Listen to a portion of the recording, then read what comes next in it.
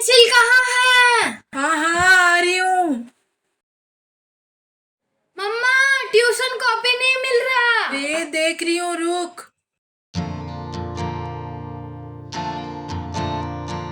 मम्मा, मेरा pencil, rubber और crayon कुछ भी नहीं मिल रहा।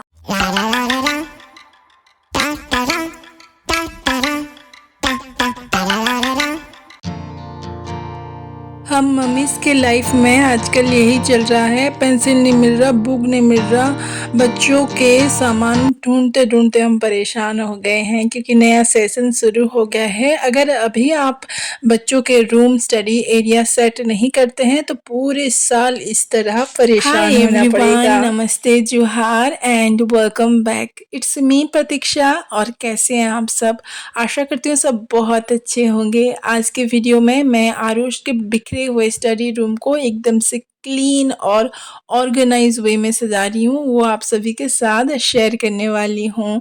होप करती हूँ आप सभी को ये वीडियो बहुत अच्छा और हेल्पफुल लगेगा। देखो, कोई भी चीज़ को अगर हम ऑर्गेनाइज वे में नहीं रखते हैं ना तो बाद में वही चीज़ हमें बहुत सारी परेशानी देती है। So without wasting much time, let's quickly start the video. Cleaning करने के टाइम हमेशा हमें ये ध्यान में रखना है कि top to bottom cleaning process में हमें क्लीन करना है। कहने का मतलब ये है कि ऊपर से लेके नीचे तक क्लीनिंग का मेथड आप चुनिए। जैसे कि ऊपर के सरफेस, कबर्ड हो गए, फैन हो गए, लाइट वगैरह हो गए, उसको क्लीन करने के बाद ही हम नीचे के सरफेस क्लीन करेंगे। इससे ये होगा कि we avoid having to reclean surfaces that have become dusty or dirty from the initial cleaning process. जब भी आप टॉप सरफेसेस क्लीन कर रहे होंगे तब या फिर नीचे के सारे सामान को आप कोई भी पुराने बेडशीट या कपड़े से ढक सकते हैं या फिर उसे कोई अलग से रूम में ट्रांसफर कर सकते हैं। यहाँ पे मैट्रेस बहुत ही लाइट वेट था तो उठा के मैंने दूसरे रूम में रख दिया ताकि वो बहुत ज़्यादा गंदा ना हो।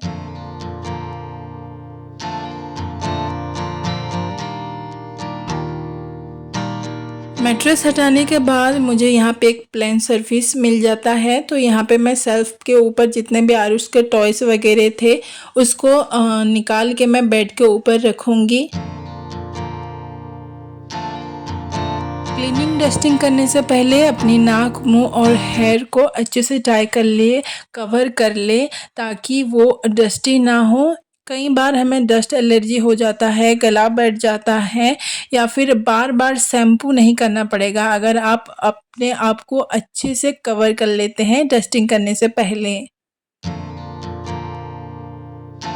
Because our house is located on a very busy roads, that's why हर एक सामान सेल्फ के ऊपर धूल एक्युमुलेट हो जाता है। इसका सोल्यूशन ये है कि हमें हर एक चीज़ को कवर करना पड़ेगा। देखो, कोई भी सामान को अगर हम कवर करके रखते हैं तो वो सामान इतना ज़्यादा बहुत ज़्यादा डस्टी नहीं होता है, कवर की वजह से वो प्रोटेक्टिव रहता है। जैसे कि सेल्फ के ऊपर मैंने न्यूज़पेपर कवर किया था तो जितना भी डस्ट है वो पेपर के ऊपर कलेक्ट हुआ है, सेल्फ बहुत ज़्यादा गंदा नहीं हुआ है।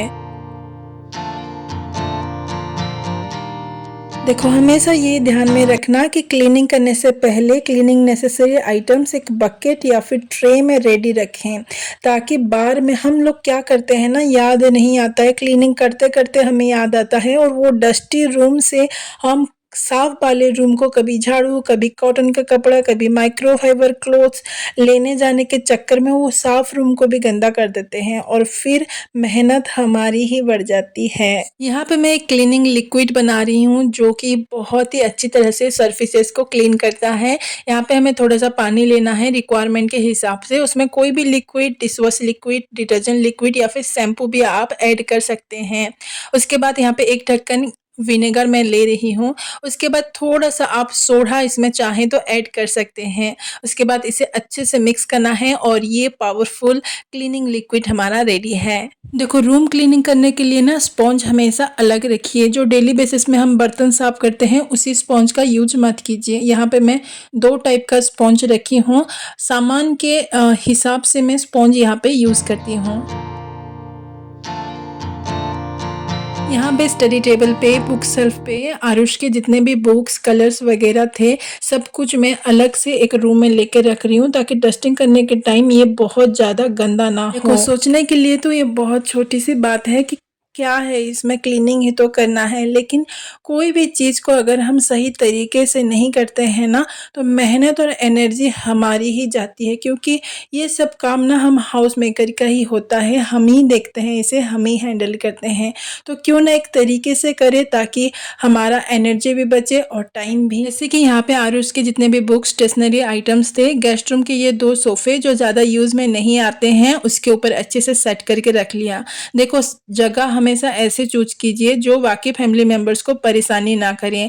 जैसे कि क्लीनिंग में अभी मुझे 1-2 घंटा लगने वाला है, और बेडरूम के बेड के ऊपर अगर वो सारे बुक्स वगैरह मैं फैला के रख देती, तो बाकी फैमिली मेंबर्स उस बेड को यूज़ नहीं कर पाते, चिड़चिड़ होते, क्या तुम्हारा सफाई अभी तक खत्म नहीं हो रहा, हम बेड यूज़ नहीं कर पा रहे, वगैरह वगैरह। देखो, क्लीनिंग करने के टाइम अगर कुछ इंपॉर्टेंट बातों का हम ख्याल रखते हैं तो हमारा क्लीनिंग हमेशा स्ट्रेस फ्री रहेगा। जैसे कि मैं हमेशा कहती हूँ, बहुत ज़्यादा थका देने वाली काम एक साथ मत कीजिए। जैसे कि ये सॉफ्ट टॉय आरुष का मुझे डिटर्जेंट से अच्छे से क्लीन करना था, लेकिन अभी वो करने लगूंगी तो ये मेरे स्टडी रूम की क्लीनिंग के काम दोनों ही इनकम्प्लीट हो जाएंगे, उसके साथ साथ बहुत ज़्यादा मेरी एनर्जी जाएगी। देखो, बहुत सारा काम एक ही दिन में करके ना खुद को बहुत ज़्यादा मत थकाइए, क्योंकि नेक्स्ट डे के लिए भी हमें एनर्जी चाहिए होता है। डेली बेसिस पर भी ना हम हाउस मेकर के पास छोटे बड़े ऐसे अनगिनत काम होते हैं जिसके लिए अच्छा खासा एनर्जी चाहिए होता है। ये रूम इतना बड़ा नहीं है कि सब सामान को इस रूम में रख के रूम की डीप क्लीनिंग हो पाए,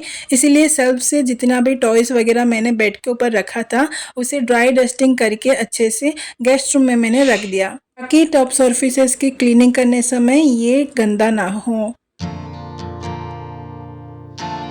always invest your money in a good cleaning tool so that आप उसे लॉन्ग टाइम तक यूज़ कर पाएँ और आपका क्लीनिंग प्रोसेस इजी हो। जैसे कि ये एडजस्टेबल जाले जाने वाले ब्रूम और ये प्लास्टिक के झाड़ू बहुत ही ज़्यादा हेल्पफुल होते हैं मेरे क्लीनिंग में, और ये डस्टिंग ब्रश ये तो बहुत ही ज़्यादा अच्छा है, चाहे आप बेड क्लीन करें, सोफ़ा क्लीन करें या फिर विंडो क्लीन करें, बहुत ही अच्छी तरीके से ये साफ़ करता है।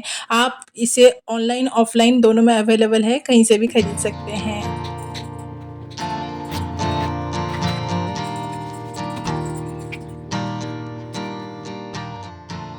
हमेशा किसी भी सरफेस का क्लीनिंग कर रहे हों तो ये 2 स्टेप क्लीनिंग रूल जरूर फॉलो करें। Dry dusting and wet dusting. किसी भी सरफेस को डायरेक्ट गीले कपड़े से ना पोंछें, उस सरफेस पे लगे हुए डस्ट जाते नहीं हैं, उस कपड़े और सरफेस में ही रह जाते हैं, सूख जाते हैं, वो बहुत ही ज़्यादा गंदा दिखता है। पहले आप सूखे कपड़े से अच्छे से झाड़ लीजिए, ड्राई डस्टिंग कर लीजिए, उसके बाद गीले कपड़े से अच्छे से पोंछ लीजिएगा, भले ही कोई भी लिक्विड सोल्यूशन यूज़ ना करें। इलेक्ट्रिक अप्लायंसेस को क्लीन करने के लिए पहले ड्राई डस्टिंग करें, उसके बाद कॉलिन नेल रिमूवर या फिर फेस वेट वाइप्स जो आते हैं उससे आप क्लीन कर सकते हैं, पानी का यूज़ मत करें।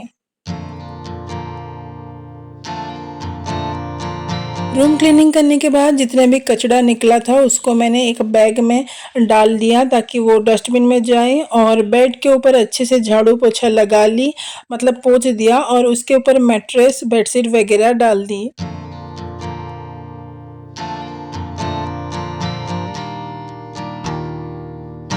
देखो, ये ना हम मम्मीज़ की ही ड्यूटी है कि बच्चों के स्टडी एरिया बीच बीच में चेक करते रहें, डिक्लेटर करते रहें, क्योंकि बच्चे कई बार ना पेन, स्केच पेन यूज़ करते हैं और ख़त्म होने के बाद भी उसी को रख देते हैं। होता ये है कि पेन स्टैंड तो खचाखच भरा रहता है, लेकिन उसमें से 1 ही 2 ही पेन ही चल रहते हैं और बाकी सब बेकार होते हैं।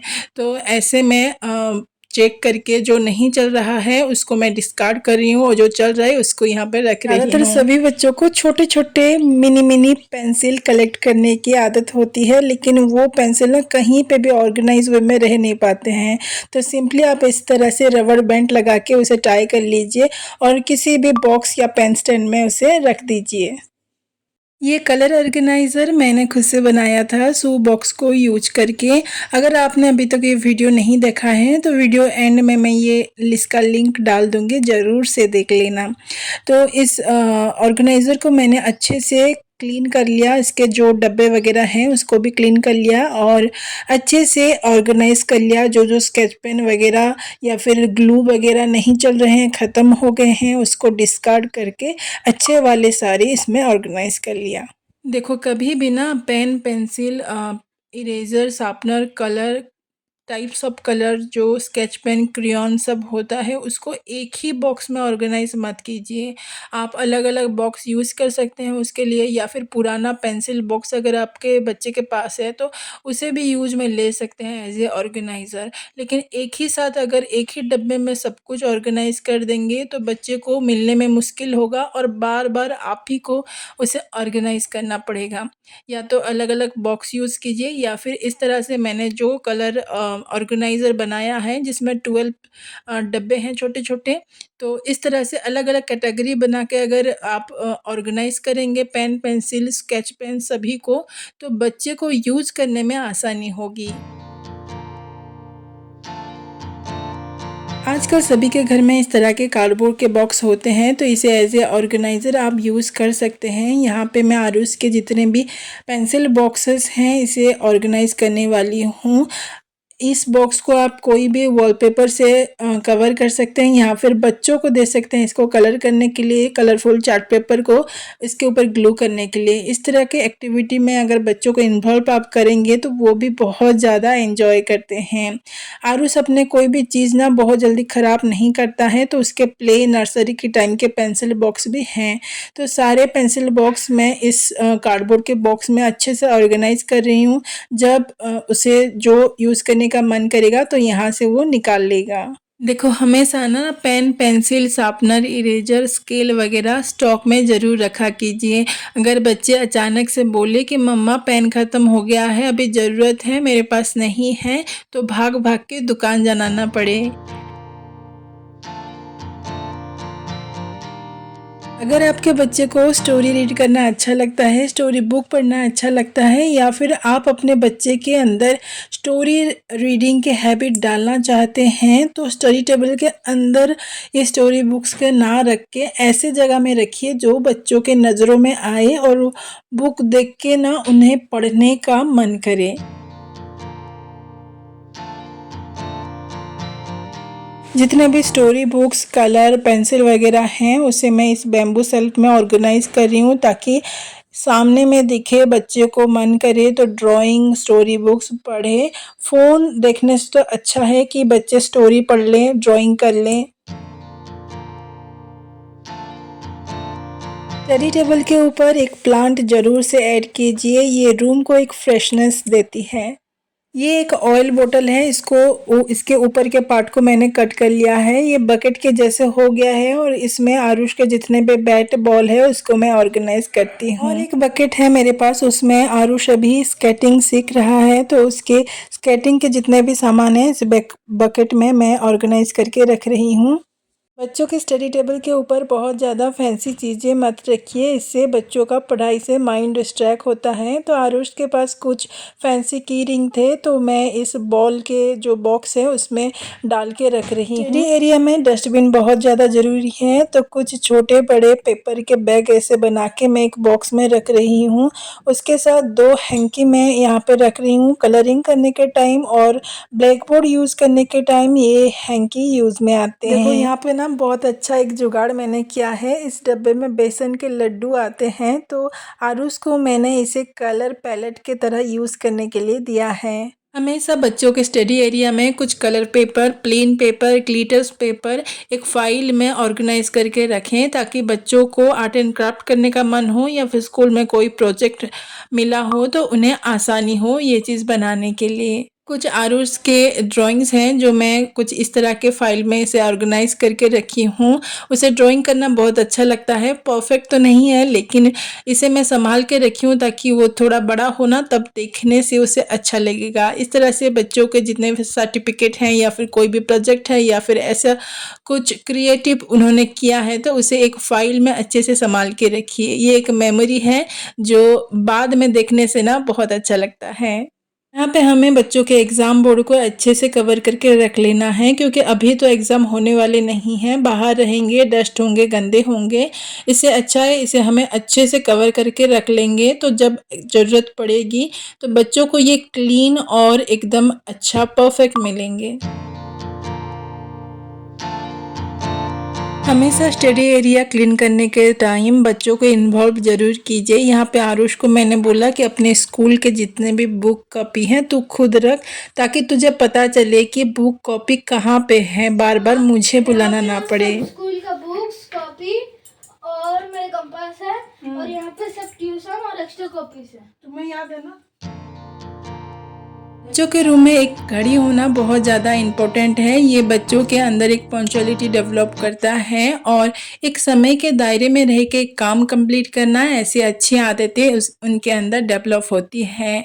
एक छोटा सा नोटबुक मैं यहाँ पे हैंग करके रखती हूँ उसके स्टडी टेबल के पास।